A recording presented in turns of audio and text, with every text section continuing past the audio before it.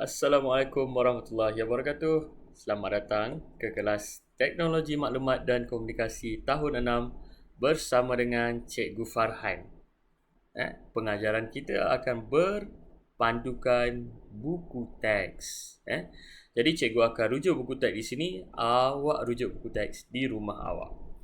Okey, dah bersedia? Jadi kita buka buku teks PMK di muka surat 11. Okey, kita ke subtajuk yang seterusnya iaitu set arahan bagi peralatan digital. Sebelum ni kita dah belajar berkenaan dengan pengaturcaraan, set arahan. Jadi hari ni set arahan bagi peralatan digital. Jadi kita tengok situasi di dalam buku teks ni. Tengok keadaan dia. Okey, Nadia dan Nicole sedang memerhatikan Ibu Nadia menggunakan mesin penyemak harga dalam sebuah pasaraya. Pernahkah kamu menggunakan mesin penyemak harga di pasaraya? Bagaimanakah mesin tersebut berfungsi? Bagaimanakah mesin tersebut menjalankan fungsi dia? Apakah dia punya set arahan dia? Okey. Wah, sebaik sahaja ibu mengimbas kod bar pada kotak tepung itu, ibu telah mengetahui harganya. Jadi ibu dia mengimbas kod bar. Harga tepung ini RM2.60. Wah, senangnya. Nicole kata senangnya. Okey, jadi ini mesin pengimbas harga. Kat mana awak pernah tengok? Pernah tengok tak? Awak pernah guna tak? Okey, kalau di Slim River di kawasan kita ni ada di DIY. Dekat DIY ada. Aras bawah pun ada, aras atas pun ada, aras 2 pun ada. Jadi di sini fungsi dia ialah untuk menyemak harga. Kadang-kadang di rak barangan yang disusun yang awak nak beli, harga dia tak ada. Mungkin tercicir ke ataupun ada terselit di mana-mana ke, terkeluar, tercabut ke harga dia kan.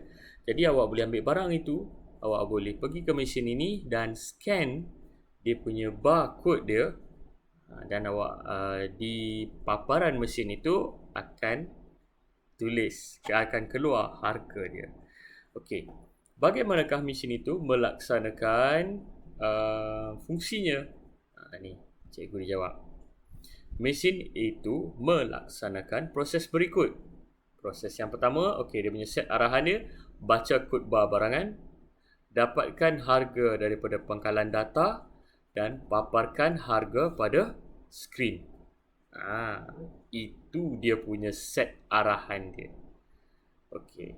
Bawah ni ditulis apa?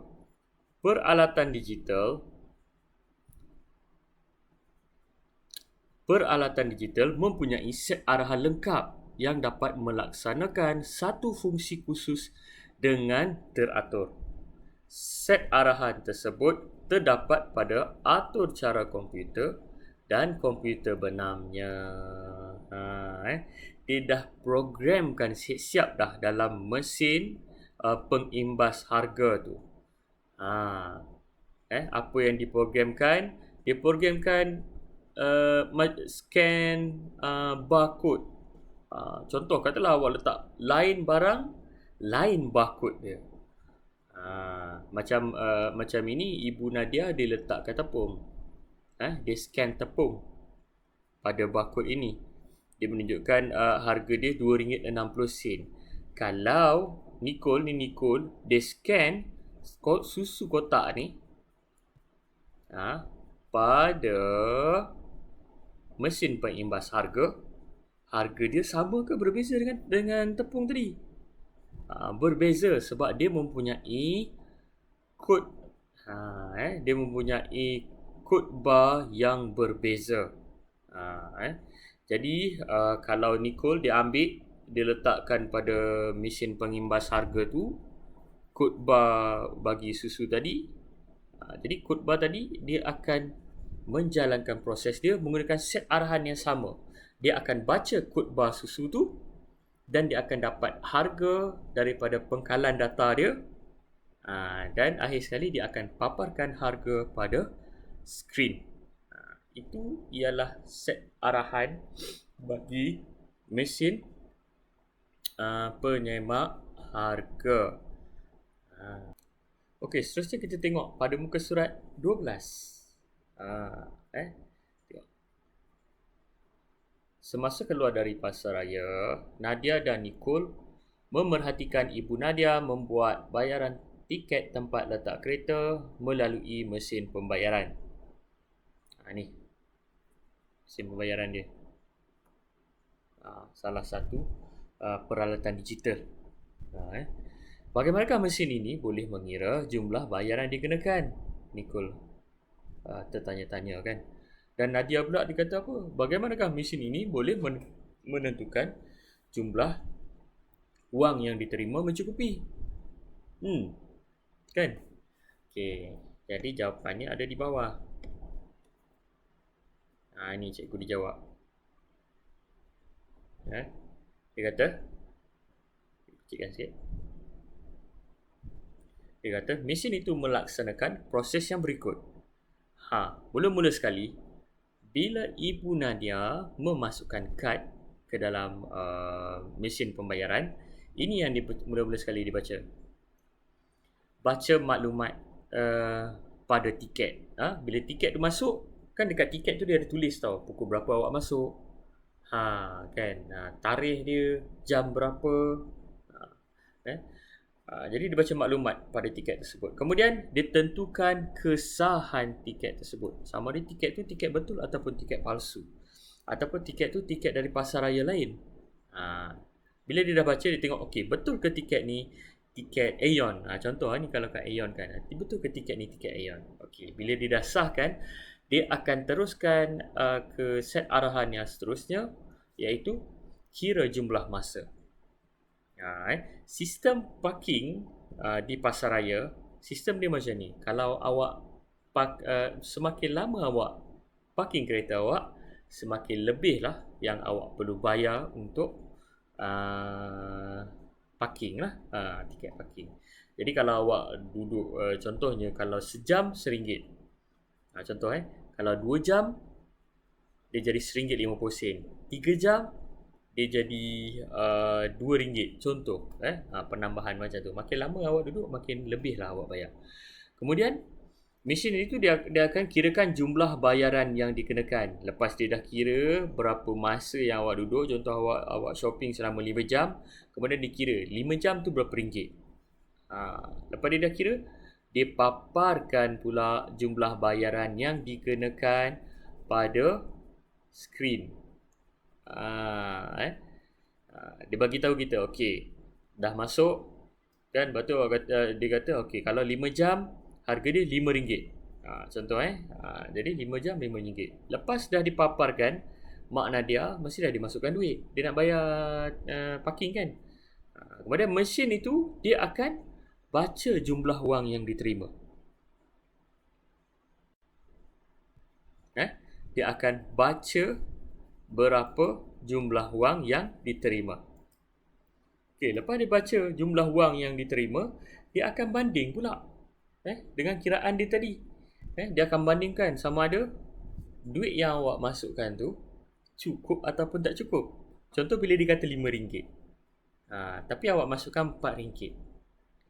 Dia akan masukkan RM1, RM2, RM3, RM4. Okey, tak cukup lagi, dia tak akan menjalankan set arahan yang seterusnya. Dia akan tunggu sehingga duit tu mencukupi. Tengok yang nombor 8. Jika bayaran mencukupi, cetak kod kebenaran melepasi palang pengadang pada tiket. Lepas mak Nadia dia dah masukkan RM5, dia kata okey, cukup RM5. Dia akan cetakkan, dia akan cetakkan kod kebenaran untuk keluar parking. Nanti dia nak keluar parking, kad tu dia akan ambil, dia akan masukkan ke dalam mesin tu pengadang tu kan, untuk keluar daripada kawasan parking.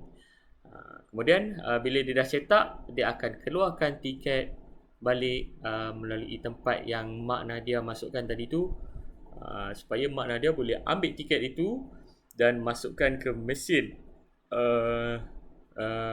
pengadang, palang pengadang, untuk keluar daripada kawasan parking. Kita tengok apa yang cikgu dia cakap kat sini. Terdapat peralatan digital yang mampu melaksanakan beberapa fungsi. Yang mampu melaksanakan beberapa fungsi, dia kata, mengikut set arahan pada atur cara komputer dalam komputer benamnya. Lebih banyak fungsi yang boleh dilaksanakan oleh satu peralatan digital, lebih kompleks arahan atur cara komputernya. Macam mesin ni lah. Mesin pembayaran ni bukan sahaja, kalau contohnya macam mesin semak harga tadi kan, tugas dia hanya untuk menyemak harga sahaja. Tapi mesin pembayaran ni, pembayaran parking ni, tengok apa baca arahan dia kan. Dia kena kira jumlah masa, kira duit yang masuk. Kalau lebih, kena bagi balik bayaran dia. Kalau kurang, kena tunggu dulu. Kemudian dia nak kena print pula kod kebenaran kat atas parking tu, kat atas kad parking tu, kemudian barulah dia keluarkan tiket. Jadi peralatan mesin pembayaran parking ini dia mampu melaksanakan lebih daripada satu fungsi. Okay, kita tengok soalan di bawah ni. Kita bincang sikit soalan ni. Dia kata, bagaimanakah mesin layan diri boleh menentukan nilai wang kertas dan wang shilling? Macam mana? Dia menggunakan adalah sensor dia lah. Dia menggunakan adalah dia punya sensor dia tu. Bila kita masuk duit RM1, dia akan tengok saiz duit tu, ketebalan duit tu. Jadi berdasarkan ciri-ciri duit tersebut.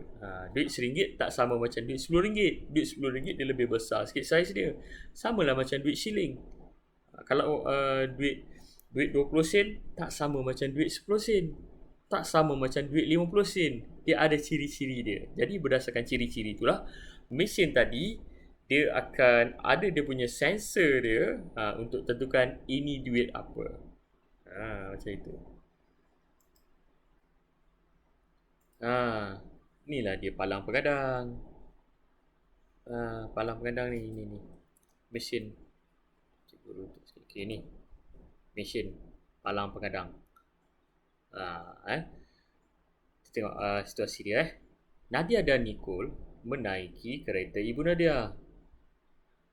Apabila tiba di palang pengadang, tempat letak kereta, Ibu Nadia memasukkan tiket. Apa dia buat? Dia memasukkan tiket ke dalam mesin pengawal pengadang. Mesin pengawal pengadang. Kemudian apa yang dia cakap? Apakah yang akan menyebabkan palang pengadang ni dinaikkan?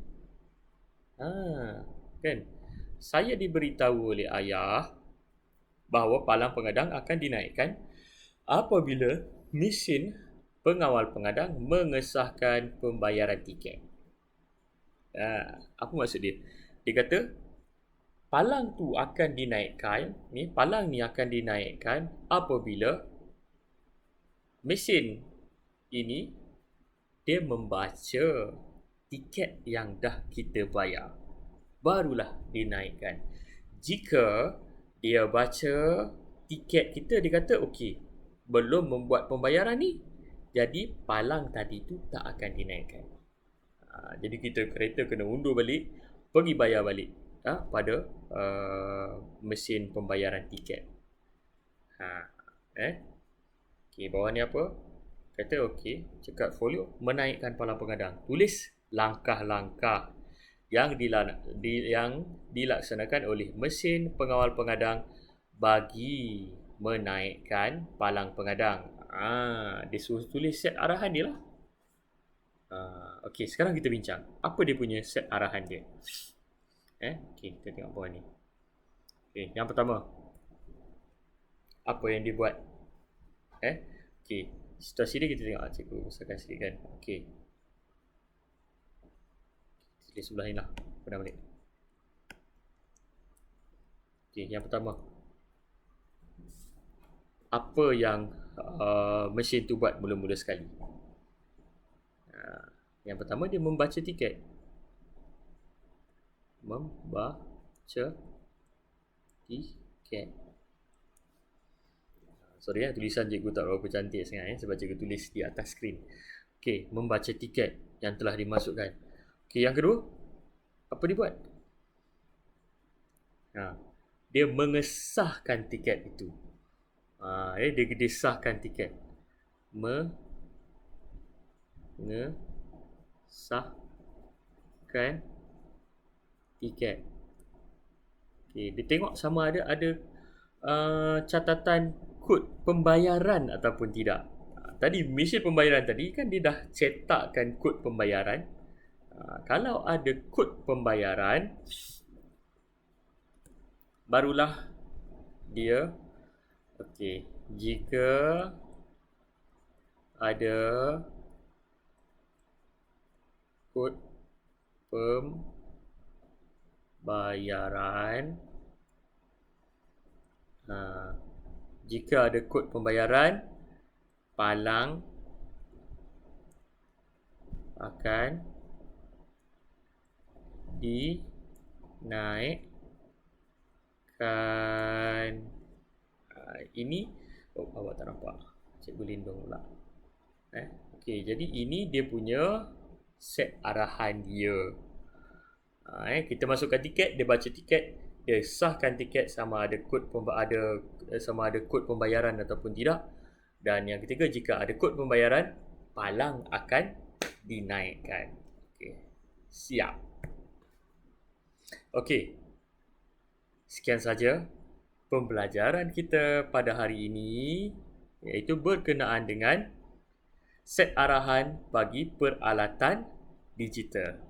Dan jangan lupa, nasihat cikgu apa dia?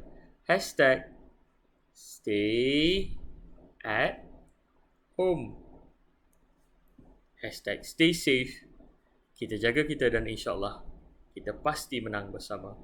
Assalamualaikum warahmatullahi wabarakatuh.